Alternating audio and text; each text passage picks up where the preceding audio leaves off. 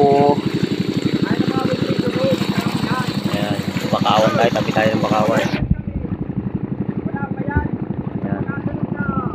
Lutang lang sa bangka ay gaano kababaw. Isa lang, uy. Babasa oh. Wala. Nakalutang sa bangka oh. Gaano kababa yan. Tawag dito bilos. Bali bye-bye gilid lang tayo, gawa ng baka lumubog. Mas maganda rin nasa gilid tayo. Ayan o. Pasahero nito, ilan? Ayan o, sa likod.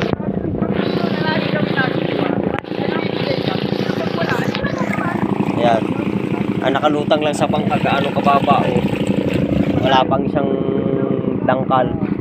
Isang pulgada lang yata. Walang katig yan ha, partida yan ha. Oh. Itang bangka sa kami. Pero si mate na yan. Tawag yung video. Nandiyan sa dalit may ay. Buti na nakita yung ano. May kulap po. Tama ano. May babaw yata dito eh. Iwas kami sa may magbabaw din sa gilid na. Yan. Sa amin. Ilog. Dagat. Pero sobrang lalim na ito.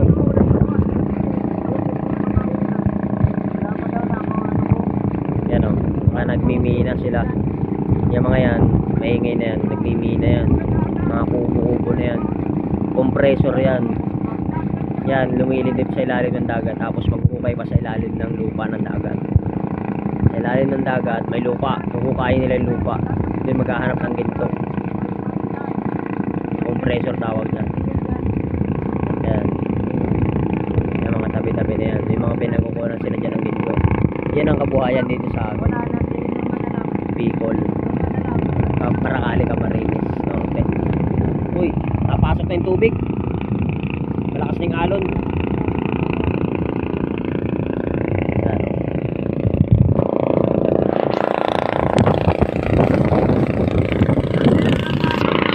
Pasok tubig. O, basaan na ako.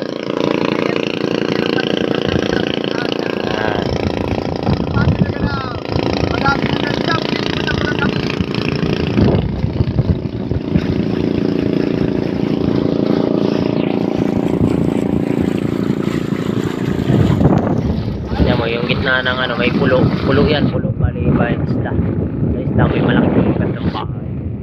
Bali yung kapatid yan na may-ari nito, may driver natin.